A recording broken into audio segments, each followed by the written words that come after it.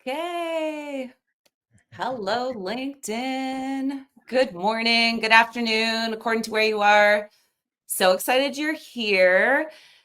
We are on episode 4, which seems wild because I feel like I just started this, of Community Unplugged. And I'm Tasha. I am doing these fun little 20-ish minute conversations with other community builders, just talking about how they built belonging, what their community looks like.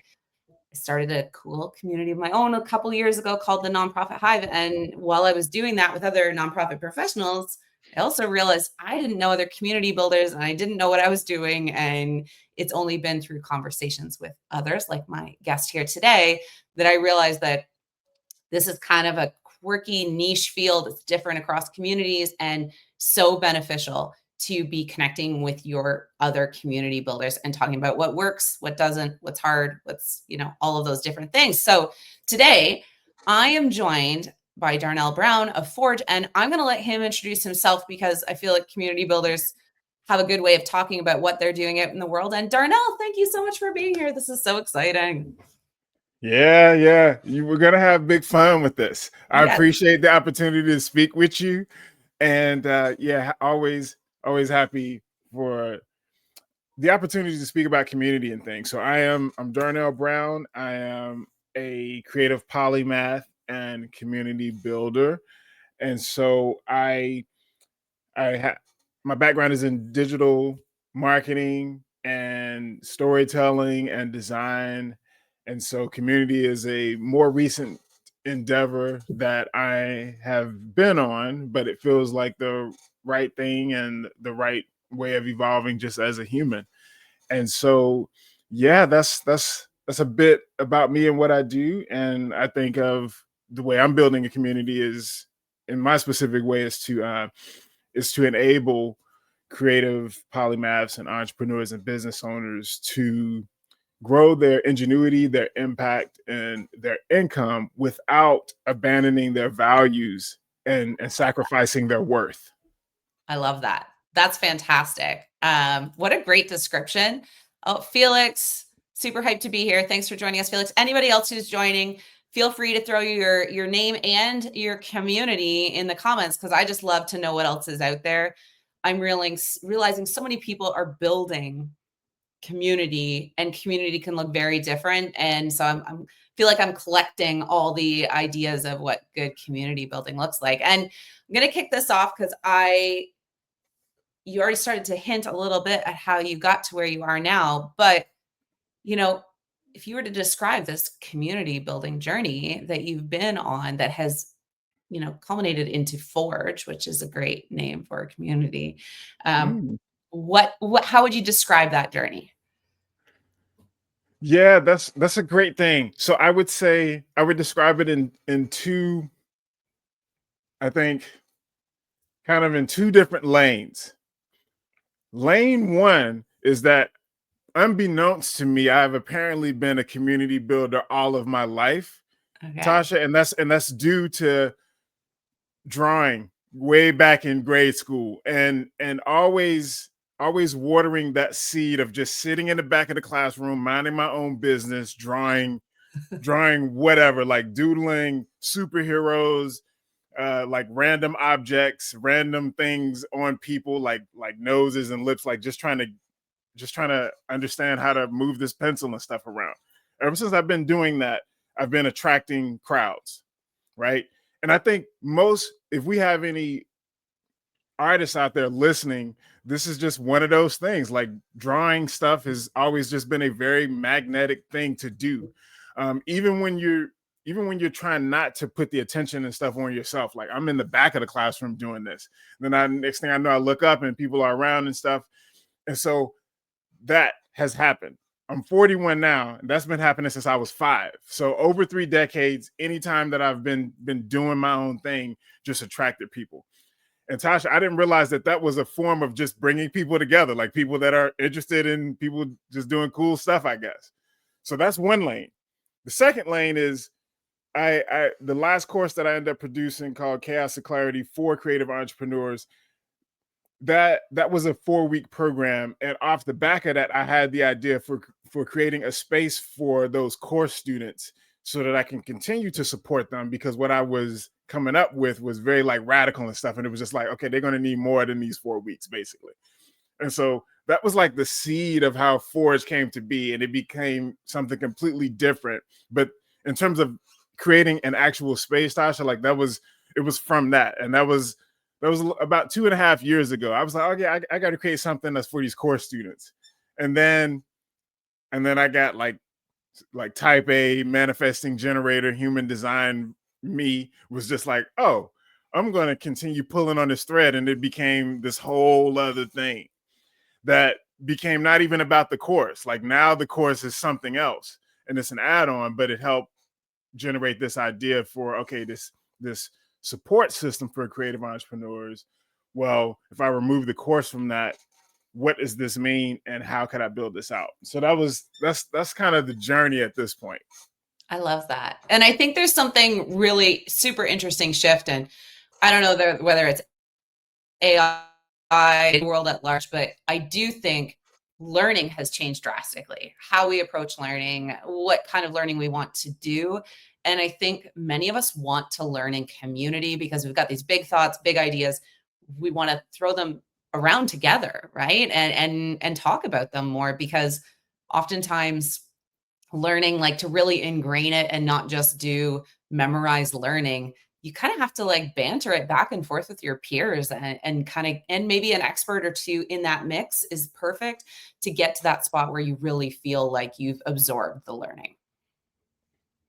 That is a very interesting point. And now that you mentioned it, I'm just like, yeah, the pendulum is insane, because what you're talking about is like what we was kind of learning in grade school and especially in high school, of like working together on these projects with people who are in your class whom you don't really know outside of that class. But here are 5 groups of people, breakout rooms, Yeah. but on a project, right? And then the entrepreneurial journey is extremely isolating Yes. until you recognize that, oh, there are so many other people up to this, probably hundreds of thousands of them, and I'm up here on this self-imposed island thinking that I'm going through these things alone. So coming into community on the other side of that, it feels just like, yeah, this great pendulum swing. It's just like, oh snap, Yeah. like we're better together actually. And we compound our failures, our successes. Like when you get in the same room and start learning how someone else did it, and then you realize, and it's a principle that I've been trying to lead with a lot, Tasha, is just like one of the bravest things that you can do is to challenge what you think you know about something, or even what you absolutely know about something, because it can be proven obsolete today, even Yeah. with some new insight or some new way of doing things. But if you're rigid in your thinking, if you think that you got all of the answers and that all of the accolades and all of your experiences up until that point have given you everything that you need to succeed, like you already got it backwards, and you're holding on to conventions and outdated thinking perhaps. So when you Absolutely. can let go of that and say beginner's mindset, forget what I think I know about community, forget what I think I know about creativity, and just approach this with fresh eyes. You learn new stuff and it compounds your own growth. I think it's easier to be curious in community, which is kind of funny, right? Like, I don't know. I always find that, like, this morning, my own community, Okay. we do Hive chats on Thursdays. And like, my chat this morning was with someone in Luxembourg who I don't know. This is literally the first person I've ever met on that side of like that part of the world. So cool. And, I think communities allow us to have those moments with others that maybe not would happen naturally. And so I always just feel curious in community, which is I love. But I want to ask you, because this is important, because I think community builders are often really bad at focusing in on things they're proud of because Yeah. it's like ongoing work all the time. But what's, project, story, moment that just you look back and you're like, holy, I did that, or I was part of that. Yeah, this one is a good one, and it's so many. But if I was to pick one, it would have to be the dual instances that happened in 2024 of inside of Forge, of members coming to me on their own merit, perhaps inspired by something that I said early on, or something with our positioning and messaging, like maybe even on the subconscious level, Tasha. but on two separate instances, but in the same year, members coming up to me and saying they wanted to bring certain accountability structures, but within the Forge framework and ecosystem, right? So they have ideas for stuff, and they're like, yeah, I want to do a group thing that's based on this specific topic where I can be accountable, but like facilitate this on my own. And I'm just like, that's exactly the point. That was what I wanted to happen anyway. And whether or not I was very clear about that up front with people or not, I guess is a moot point now. But I love that they had those ideas and that they came to me on their own merit about that, and they were cool with bringing that within our own ecosystem. So I think that did a few things, Tasha. It confirms that, okay, people do end up mirroring your actions when you lead in many different ways and stuff. And sometimes you have to repeat stuff a bunch of times too. You have to be clear and say, hey, y'all, this is a community design where I want y'all to create your own things inside of this space. And I'm just here to curate and help facilitate these things. But overall, like, you lead, you step out. And if you need me to do it first, if you need me to set the example, like, I'm happy to do that. Like, you got to make that obvious. So it proved that people do mirror what us leaders and founders do in our communities. And then number two, the second part was just that when you that it proves that you have something worthy where people want to build something within an ecosystem that you've designed for other people to become their own builders. And that's just magical, man. Like, you can't pay for that. I mean, you could prompt your own members to say, hey, Tasha, man, you've been in this community for so long. You're so good at what you do. Like, why don't you start your own accountability circle? But when it happens on its own, that's special. That's rare. That's rare. That's what all of us want to do. However we build our communities, Tasha, we do want especially our super users to step up and do the things that we know that they're capable of, and in the way that they do, and not all the time that we activate them in that way to be able to do that. And sometimes adjust. And I'm just like, this happened twice. Like, this is special, and this was exactly the point. Absolutely. Yeah. When people feel like they have enough co-ownership of what's happening in a community, right? Like, that's that co-creation spot. I don't like just not taking your hands off the wheel, but I always like to look at it as like, yeah, I'm going to put some cool like guardrails in place a little bit. Like, yeah, we're not going to expand outside of this kind of bound, but like anything in between, go for it. What are your cool ideas, right? And sometimes people pick it up and go. We have a couple community members who were like, we'd like to start a book club. And I was like, I will promote the heck out of this, but I am not starting it. So love it. You guys go. And that actually filtered out because they're both really busy humans, totally fine.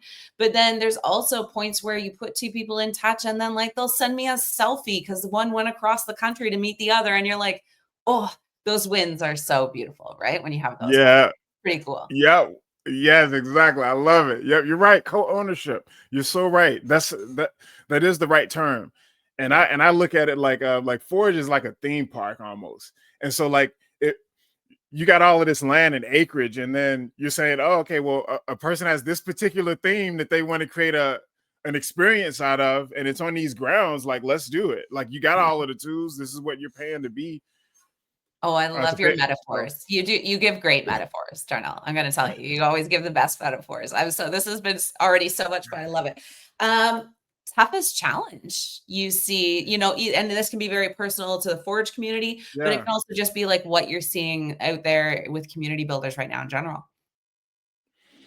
Yeah, we talked about this during our time backstage and stuff a little bit. And there's so many big, tough challenges. And I'm trying to think of one that's like one of the more prevalent ones. And I think it's just, I don't know, because there's so many things. Like, sometimes it's a different challenge every day that I'm seeing. But I think one of them is, I would say, like sustainability, more around, Tasha, like this initial energy that you have when you build something for the first time and you open the doors to it and everyone's excited and stuff to be there. You can generate a lot of traffic, whether that's through paid ads or through organic traffic, whether it's through your partner network, to get a lot of people in the doors with something during that initial wave of excitement.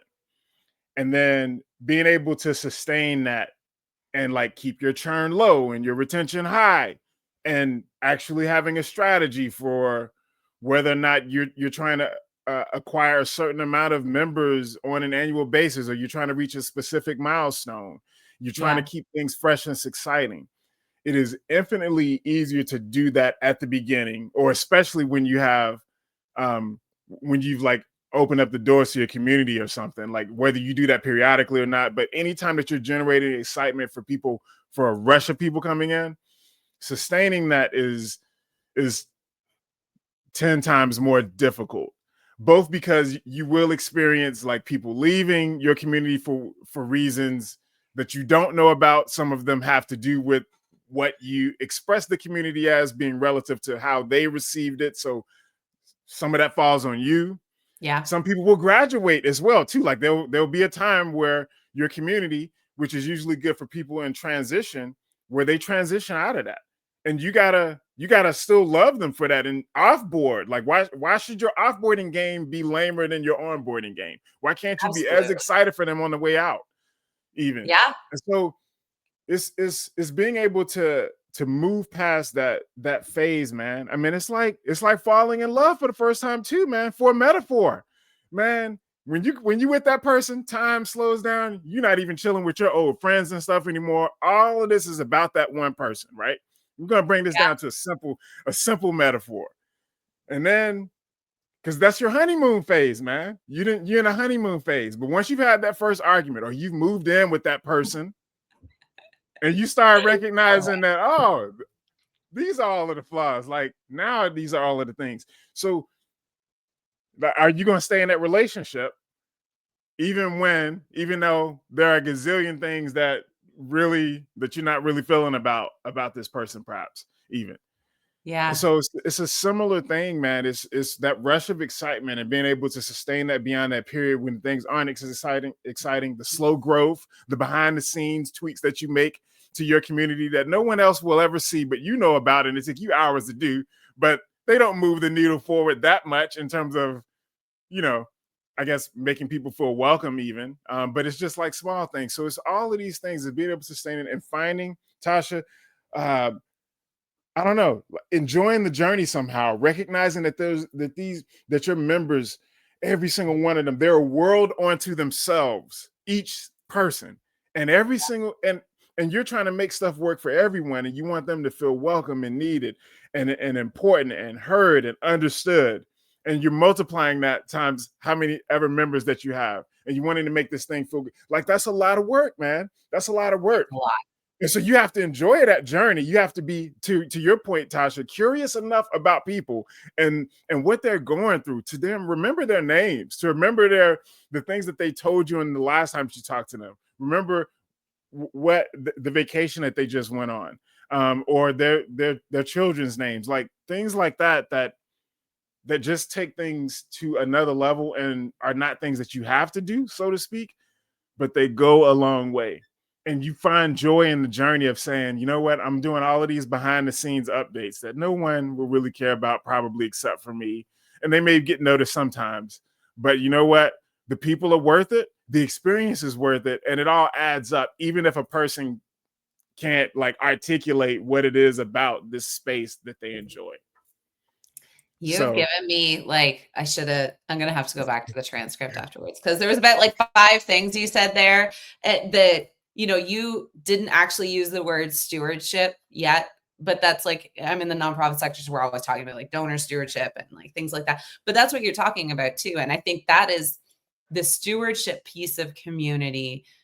It feels like sometimes it doesn't apply to communities that are focused around products. Obviously, it's a totally different, you're playing a different type of community, right? But I think the stewardship piece is often why people stay. And it doesn't have to be this big, enormous like gestures, although those can be appreciated at times. It's those touch points that are like the same reason why we have big friendships that may start in university from like being enormously in each other's back pockets for a month.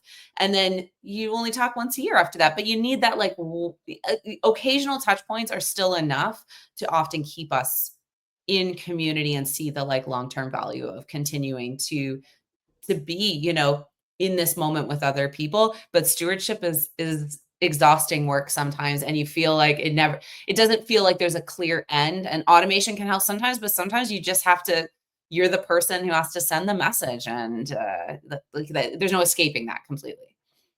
And it may not even be measurable in the usual terms that we see stuff like, such as, oh, like it cost X amount of touch points or something with this person, and that was explicitly why they remained in this community. I don't even think it works like that. Like, you gotta, stewardship might not be measurable for the way that I'm building community, but Yeah. I'm okay with that. I'm okay with that because it doesn't all have to be measurable and stuff in those ways. Sometimes it's about being just a human, man, just Yeah. caring enough about a person, Yeah. outside of yourself, outside of what they mean on a spreadsheet, like just in terms of like your member count. It's like, nah, man, these are people worlds onto themselves, man, onto themselves. And when you realize that, it's just like, man, why would you see it? Why would you see it any other way? And why wouldn't you steward those relationships? Especially if we got to be the change that we wish to see in the world. And if you're starting a community, you're leading it, man. So you got to lead by example. You gotta do that. And it can't feel like you're checking off items on a checklist to say, like, I'm gonna do this thing of stewardship today. Like, I'm gonna check off these boxes. That isn't the way it works. Like, at most, you can take a window of time and say, you know what, I'm gonna spend an hour today like reaching out to 5 people that I haven't seen in Forge over the last like year or something and that. And I'm gonna like recount whatever we last talked about, and I'm gonna touch out to them. Like, that might be a way that you can, spend time, actually like spend dedicated time focusing on those things. But outside of that, like, yeah, you know, No, I love it. measurability and scalability with stewardship, with the way that you and I are trying to do it, like you said, the humanity part is essential, man. It can't feel like it's automated. It can't feel like you're doing this to everybody. You don't want to Exactly. like mess up a person's name or like misspell it, or you can tell that an AI agent like helped you write it. Like, come on now, man. Come on. Yeah, it's that fine balance, right? Because like burnout lives on the other side of some of Right. these things if we're not careful as community builders. Right. I have my next question for you, because I mean, obviously, I love that you're serving creative entrepreneurs and entrepreneurs in general that are out there. Like, where does like the opportunity lie, I guess, in connection and belonging? Like, what are you seeing as especially coaching and supporting entrepreneurs as they're getting out there, starting businesses, making connections themselves outside of Forge? But like, why do you think that these kinds of communities are so essential? That's a great question, Tasha. And I think it's that communities these days need to feel like something that you can't really get elsewhere. They need to be the antithesis of like how social media feels, or the worst parts of social media, of the Yeah. ephemeral nature of like the endless scrolling. And it took me months to write that post, but to you, it's just like a microsecond of your day, Yeah. and it's like you're not even in the mode to like even pay attention to whatever it is I'm pitching, all of these things. So it's just like community has the opportunity to be different, to be a space where it's something that people can't quite find anywhere else, even if it is hard to convey what is special about it. It could be the people, it could be the time that it entered their lives, it could be the season that it in, and the way that someone helped them out, that keeps them around. You never know always the reasons, and sometimes they aren't meant to be articulated in that way. But what is special, what I'm seeing, is the communities that are different, man, that offer something or maybe multiple things in a way of belonging, and you're facilitating it and helping curate people to be led to their own revelations. It's a special thing, and it's probably very hard to do, and we all do it differently. But when we create a sense of belonging and connection by coming full circle with this conversation, Tasha, a curiosity that is earnest, that is clear, that is like unapologetic, how curious that you are about people and about them. And when a person can sense that, and you give people the floor to share things about themselves, and they feel comfortable sharing them with you, and they give you permission to share that outside of your community, that's rare, man. That's rare. And when you can do that multiple times on over, when you can get people to understand how curious that you are about them and their problems and solving their problems and helping them do that, you got something special, because the rest of the world is not like that. You don't even really get to be yourself in your traditional workplace. Like, you're putting on a mask, like you're this way because you got quotas and stuff to meet. But we all have different versions of ourselves, Tasha, that we present, whether we're with our spouses, whether we're in the workplace, with our friends, all of these things. Communities also give us a chance to be all of those things in one place where you won't be judged. We're holding space for you to be all of those versions of yourself, like all in one space. And let's just do it. To have conversations that you can't have with other people because your spouse isn't an entrepreneur and your friends aren't. So they try to keep you safe, and they want you to stay in, and they want you to they want you to avoid disappointment. And so they try to keep you safe and things, and you can't have certain conversations with them.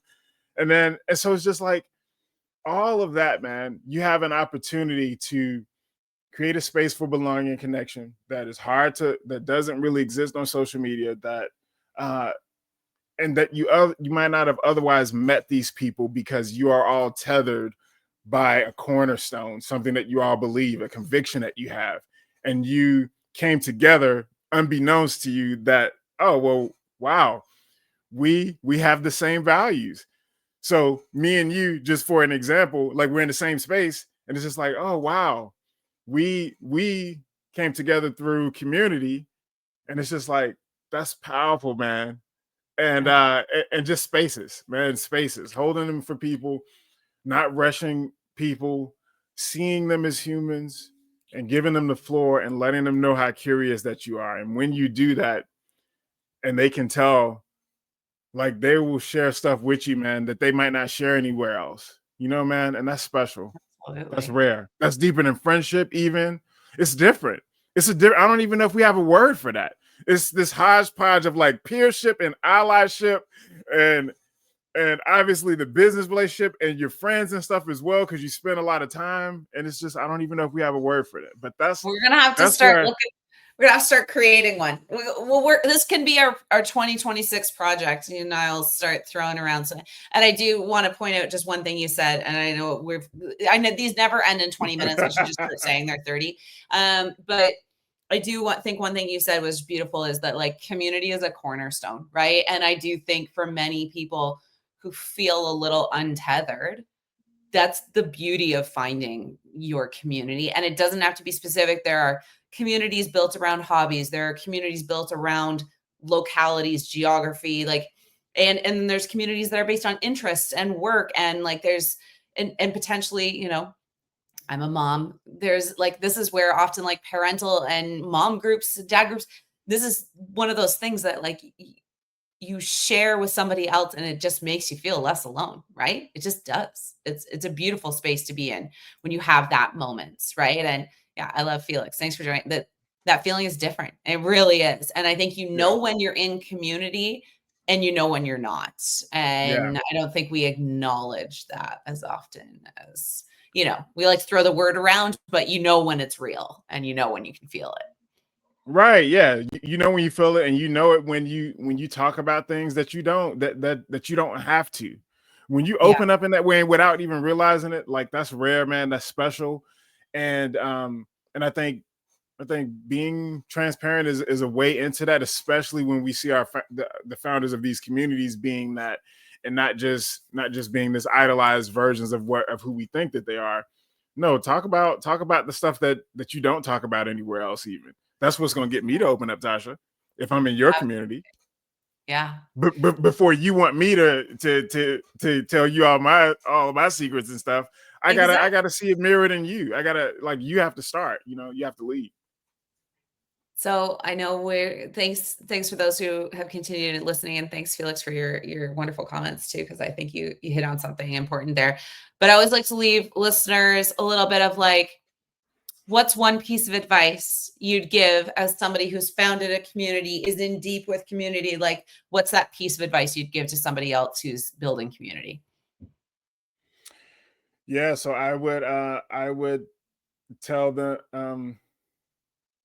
yeah, I mean, it goes back to one of our cornerstones, but one piece of advice is that if you're going to be a successful community builder, you have to be willing to challenge your notions. Forget what you think you know about communities, the ones that you've been in, what you've heard about from others, including myself. Like, you got to get out there and get your own data, and it starts with saying, okay, I think I know everything, but I really don't.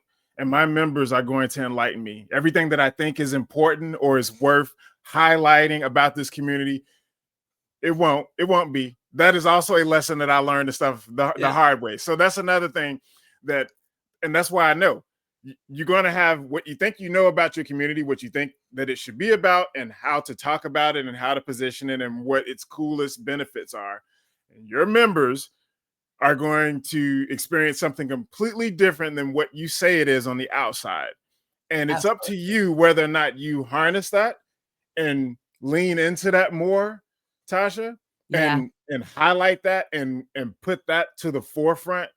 Or if you say, you know what, it's time for me to pivot, and I'm attracting the wrong types of members, or members are coming here not thinking what I said it was, and so that's why they're leaving and all of this stuff. And so you have this chance to be just very agile. So lean into that. Forget what you think you know. Be willing to challenge your notions. Come in hyper curious. Give people opportunities to tell you what it is that they're seeing from this community and what it is that they want. And when you're curious in that way, and you can be personable and allow people in, like, they'll let you know, because that's the best data that you can build off of. And then you can know, okay, do I want more of those members, or am I pitching this to the wrong audience? Those sorts of things. So challenge your notions. That's the big thing that I would that's the big piece of advice I leave for people. Darnell, this was so delightful. I love this. I knew when I was like, who's my short list of first people I'm going to get in, right? I was like, oh, Darnell, this is so great.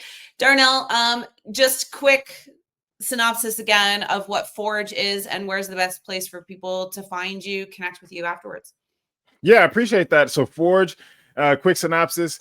It is an ecosystem community, super spicy, okay, that enables creative entrepreneurs, polymaths, business owners, and the like to grow their impact, ingenuity, and income without sacrificing their values and worth. You can find out about it at darnellbrown.com/forge. I don't know when this is airing. Well, I don't know when this will be re-airing, or even if it will be. But if you're there live, if you're here live right now, our gates have reopened for the second and final time this year. You can join us for as little as $1 today, if you like to. So that's a special that we're doing. Me, you, and I talked about this behind the scenes, Tasha. That I was like, I'm doing different things, man, and I always keep it spicy. That's one thing about me. I'm open to trying all of the things. Like, why not, man? How else you going to gather your own data if you don't get out there and test, man? You just gotta. It is. That's awesome. You can be strategic with it as well too. So that's the thing. But yeah, I invite you, if you're watching this, if you're creative, if any of this resonates with you, you want to be in a space with co-equal experts. There's no hierarchy, there's no patriarchy and stuff present in here. I believe great ideas come from all types of people. And I think that the more voices that we have in a room, the better. Not just about what I think about creative entrepreneurship, but even the aspiring ones, even those that are on the come up. They got a lot of game to give, because everybody that you meet knows something that you don't. I love that. That's it. That's all I got for you. That's great.